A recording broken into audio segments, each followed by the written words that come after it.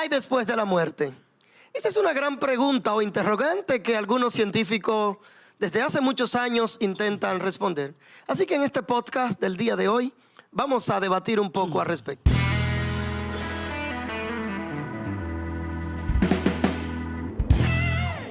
Bienvenido a un podcast más. Pastor Richard, Dios bendiga. Amén, amén, amén. Bendecido de poder estar aquí compartiendo este tiempo con todos los seguidores y con otras personas que nos van a comenzar a seguir después de este gran diálogo sobre este tema tan importante, sobre la vida después de la muerte. Así es, vamos a discutir desde el punto de vista bíblico, que es nuestro enfoque, intentar dar algunas respuestas que quizás no se encuentran necesariamente a la orden del día, sino que vamos a responderte con lo que dice la palabra de Dios. Y justamente pensando en ello, hace muchísimos años que muchos neurólogos, científicos de otras ramas, han intentado responder a la pregunta: ¿qué hay después de la muerte? ¿Cómo sucede este hecho tan lamentable, verdad? Para muchos. Y hay una teoría de algunos neurólogos de la ciencia y una señora, una doctora llamada Catherine Mannix. Esta señora, ella es una doctora en cuidado paliativo y al mismo tiempo también es una investigadora sobre el final de los días. Justamente ella plantea algunas teorías y la primera a mí me llama mucho la atención, y es que ella dice que la muerte debe verse como un proceso normal. O sea, un proceso normal como cuando una mujer da a luz y demás. O sea, que es parte, o deberíamos de verlo como parte de los procesos de la vida. O sea, morimos, nacemos, ¿verdad? O Sí, nacemos y morimos. El proceso de todo ser vivo, como lo presenta la biología, que nacemos, crecemos, nos reproducimos y morimos. Para lo que pertenecemos a una cosmovisión cristiana, a una cosmovisión bíblica, para nosotros no todo se termina después que nuestros ojos se cierran, porque la palabra muerte significa separación, muerte física, separación del alma y el cuerpo, y muerte espiritual, separación de esa alma y Dios. Como el apóstol Pablo dice, que si no existe la resurrección, entonces comamos y bebamos, porque mañana moriremos. Incluso él profundiza aún más cuando él dice que nosotros, si no existiera la resurrección, entonces nosotros los creyentes fuéramos la persona más digno de lástima. ¿Por qué? Porque nosotros de alguna manera nos sacrificamos para mantener una vida apartada del pecado. Exacto. Para frenar algunos gustos, y al final entonces estaríamos en la misma posición que aquel que no se santificó, que aquel que nos guardó. Por eso es que él trata de decir que si no existiera la resurrección, seríamos dignos de lástima. Bueno, esa es la respuesta directamente bíblica, porque cuando las personas piensan, los científicos, demás, hay un dicho de hecho muy popular que dice que el muerto con tierra tiene. Y en realidad esa es una declaración que nosotros como cristianos cuestionamos. Lo que creemos en el Señor, decimos que no.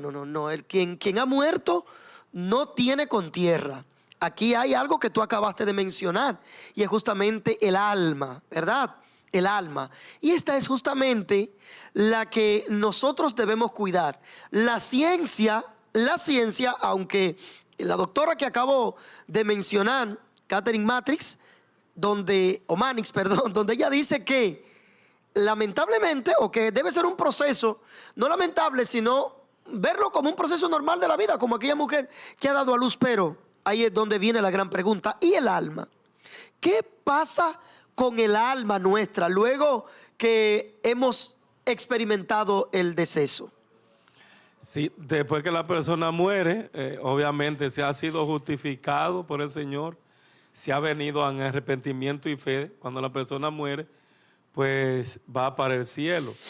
Porque el libro de Efesios nos presenta a nosotros el tema de la unión con Cristo.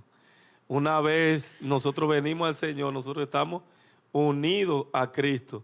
Y eso significa que todo lo que pasó Cristo, nosotros lo pasamos porque estamos unidos a Él, morimos con Él, pero también somos resucitados con Él.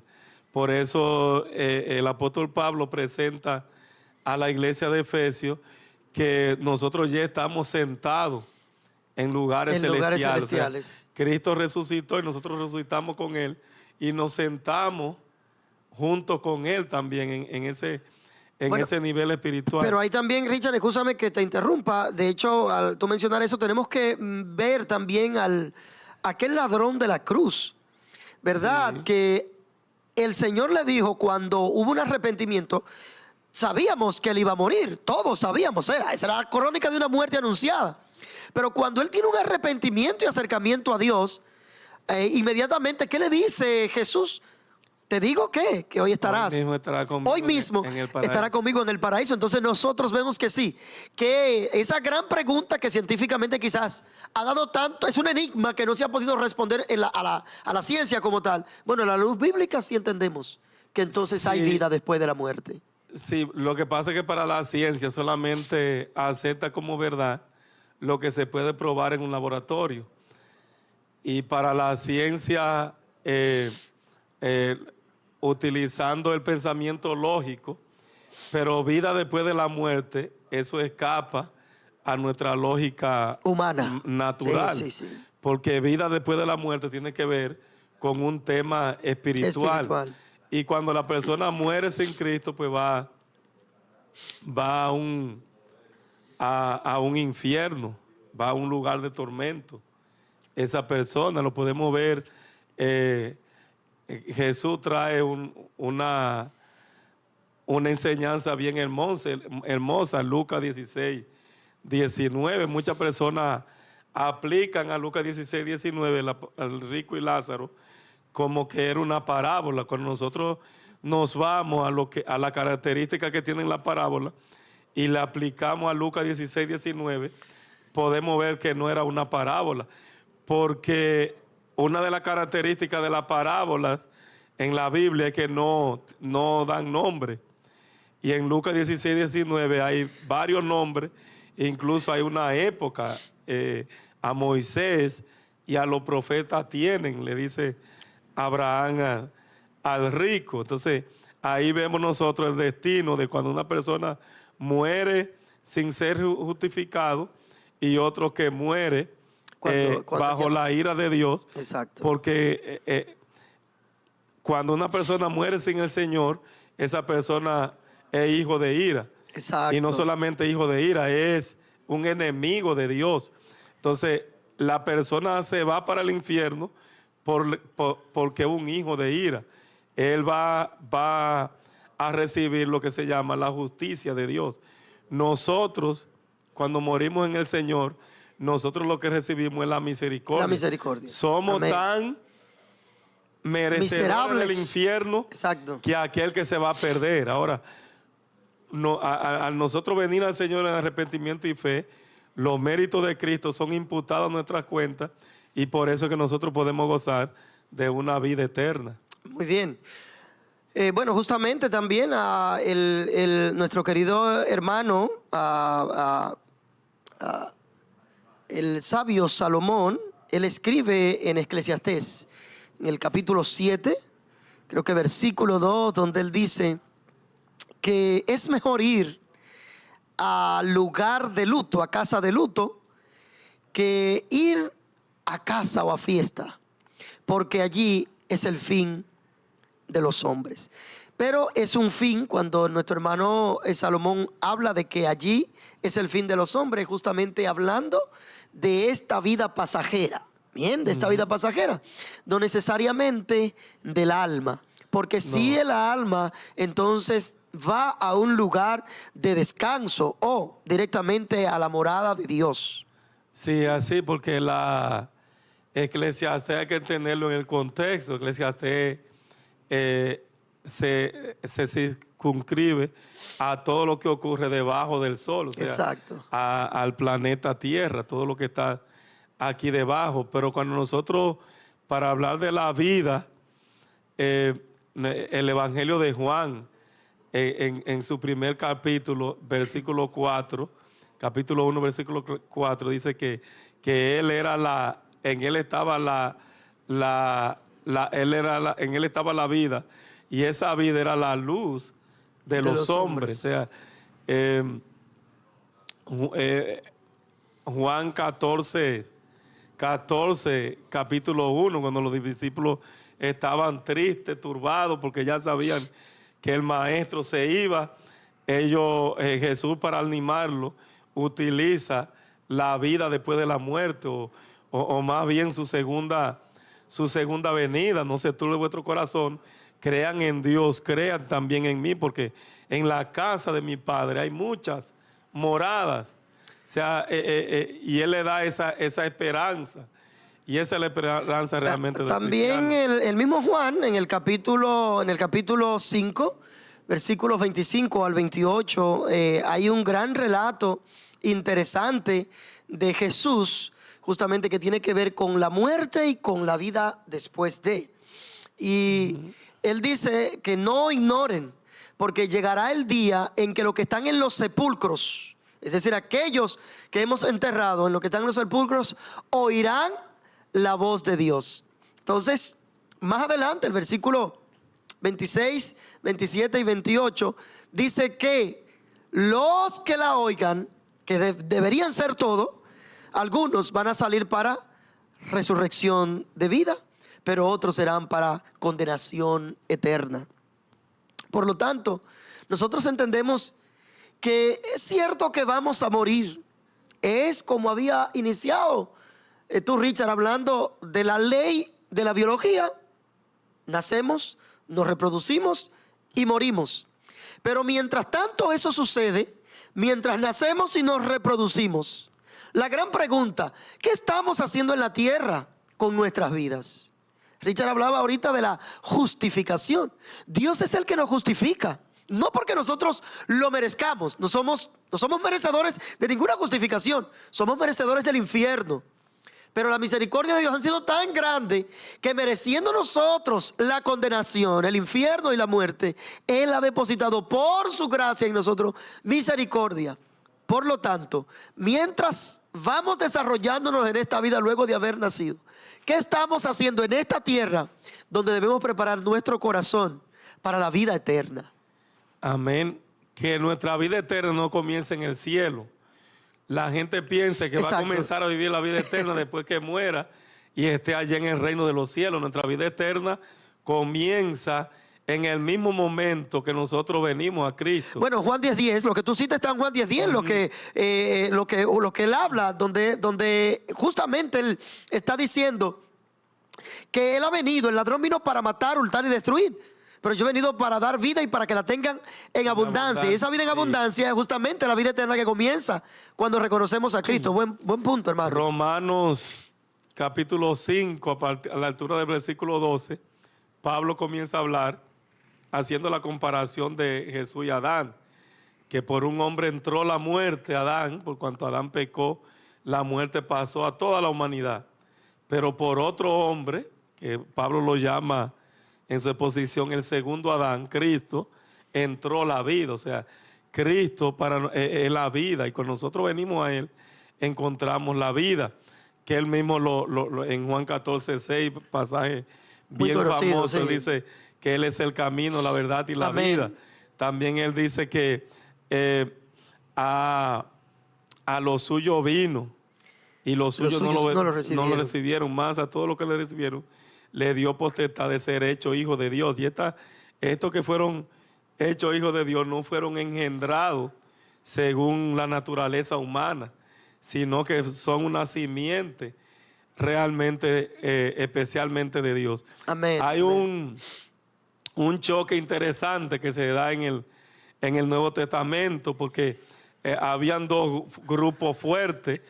Estaban los fariseos, los fariseos no tenían problema con creer en vida después de la muerte. Los fariseos realmente creían en la resurrección, en la resurrección sí, de los muertos. Pero había otro segundo grupo que eran los saduceos. Los saduceos no creían en la resurrección, de los muertos.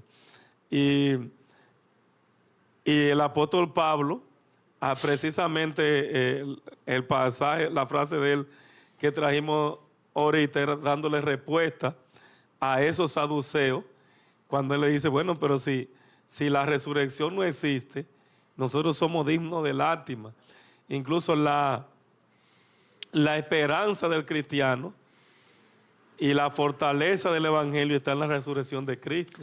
Bueno, también hablando de resurrección, tenemos que mencionar un pasaje conocido que justamente lo predicamos y lo debatimos en los sepelios. Por ejemplo, primera de Tesalonicenses 4, ¿verdad? Donde Pablo está intentando responder una interrogante muy profunda que quizás como tú que nos está mirando la tiene. Y ellos estaban diciendo, bueno, Pablo, tú nos estás predicando ahora de que viene una resurrección, de que hay una vida después de esta muerte, pero ¿qué pasará? Era la gran pregunta de los tesalonicenses. ¿Qué pasará con nuestros antepasados que ya han muerto estando en Cristo? Entonces a lo que Pablo responde y le dijo, no quiero, hermanos, que ignoren acerca de aquellos que están durmiendo, aquellos que han muerto. No quiero que ignoren acerca de lo que están durmiendo. Porque, bueno, porque el Señor mismo, con voz de mando, con voz de arcángel, con trompeta de Dios, descenderá del cielo. Y los muertos en Cristo resucitarán primero. O sea, está hablando de los muertos, pero de los muertos en Cristo. Entonces, para juntar a las dos generaciones, los que han muerto y los que vivimos, él dice, luego nosotros, los que vivimos, que habremos quedado hasta la venida, no precederemos jamás a aquellos que durmieron. Entonces, Pablo también está recogiendo ahí esta gran teoría, esta gran teología de la resurrección en Cristo Jesús. Por lo tanto, hay algo más después de la muerte. Debemos de desmontar el mito de que el muerto con tierra tiene. Jamás en la vida. Posiblemente este cuerpo con tierra tiene, pues del polvo venimos y al polvo volveremos. Pero con el alma, ¿qué pasará con nuestra alma en aquel día? ¿Cómo nos presentaremos delante de Dios y a dónde iremos? Y la gran respuesta de la Biblia es que justamente iremos a un lugar de tormento que se llama el infierno, que es real y que existe. Porque si no existiera, créanme que usted y yo estuviéramos haciendo, Richard, todo lo que fuera habido y por haber, todo lo malo que le gusta a este cuerpo. Sabemos que hay un infierno. Sabemos que existe un cielo. Pero está preparado el cielo para aquellos que hayan sido justificados en Cristo Jesús y que solamente a Él le pertenece la salvación. Y nosotros creemos en la vida después de la muerte, no porque se le ocurrió a un filósofo escribir de esto, ni a nadie por el estilo, sino porque la Biblia establece, hay una teología que nos da esperanza de eso. En la iglesia primitiva, ellos le llamaban a la venida del Señor la bendita esperanza. Así es. Porque ellos estaban en un proceso de persecución, de muerte, de tortura. Y ellos veían la venida de Cristo como el fin de su sufrimiento. Viene por eso en Filipenses capítulo 4, versículo 5, Pablo después que le dice que se regocijen en el Señor siempre, otra vez le digo, regocijaos, le dice, porque vuestra gentileza sea conocida delante de todos los hombres. Punto. Y le dice entonces, el Señor está cerca. En otras palabras, ustedes están siendo una iglesia perseguida, sean amables, aún con los que lo están metiendo a la cárcel, con los que lo están matando, porque el Señor está cerca. En otras palabras, su sufrimiento va a terminar. El problema es que ese tema de la segunda venida del Señor, ese tema de reinar con nuestra patria celestial en Cristo, en gloria, ese anhelar vivir y disfrutar en la patria celestial, se ha engavetado ese tema. Ya la gente... Bueno, porque ya casi no se predica en nuestros púlpitos, ¿verdad? No se predica es un tema olvidado. Así es. Y realmente ese es un tema que santifica a la iglesia, nos santifica a nosotros. Ese es un tema que nos da esperanza, que nos motiva porque me da crecimiento. Porque si yo sé que Cristo viene y yo sé que después que yo muera no todo se termina, entonces yo necesito comenzar a prepararme, ir a la palabra, a ser fiel al Señor, a compartir el evangelio con otros, porque yo no quiero que otros se vayan a una eternidad al infierno sin yo haberle predicado la palabra de Dios. Así es. Bueno, nosotros estamos ya por terminar y tenemos que ir dando este tema por concluido. La intención es que a pesar de que la ciencia ha dicho lo que pasa con la vida terrenal, hay una respuesta más que debemos buscar, que no necesariamente lo tiene la ciencia, sino que lo tiene la palabra de Dios. Y hoy hemos dado respuesta. Y te cito nuevamente aquel texto del sabio Salomón. Es mejor ir a casa de luto que al festín, porque allí es el fin de los hombres. ¿Quién lo conocerá? Pero tenemos una resurrección en Cristo Jesús. Así que el Señor te bendiga y que Dios te guarde. Y si eres de aquellos que le tienen miedo a la muerte, déjame decirte que no importa cuánto luchemos, porque ella de alguna manera llegará a nosotros, sino que Cristo ha venido por su iglesia. Amén. Y oramos. Ok, pastor. Yo quiero compartir un texto antes de irnos que se encuentra en 1 Tesalonicenses, versículos 9 y 10. El apóstol Pablo dice: ustedes son testigos de nuestro obrar. Y ustedes se convirtieron a los ídolos a Cristo para dos cosas: para servir al Dios vivo y verdadero y para esperar de los cielos a su Hijo. O sea, amén, nosotros amén. tenemos dos tareas: una, servir a Dios mientras estemos aquí en la tierra, y estar listos para irnos a esa morada segura que ya Él preparó para nosotros. Amén. Esa es la corona triunfal. Esa es la corona triunfal, amén, que nos espera en los cielos. Señor, te doy gracias en esta hora. Quiero orar por aquellos que tienen miedo a la muerte. Quiero orar por aquellos que no han encontrado todavía una respuesta, Señor, y que están luchando en algún momento de su vida, Señor, y luchan contra la muerte por una enfermedad o por algo, Señor. Yo te pido que en esta hora le enseñes también a luchar, no por permanecer vivo en su cuerpo, sino por permanecer vivo, Señor. Que su alma esté viva y que no perezca en el infierno. Quiero pedirte, Espíritu Santo, que en el nombre de Jesús calme la ansiedad, oh Dios, y que desaparezca todo temor. Te lo pido en el nombre de Jesús. Amén y amén.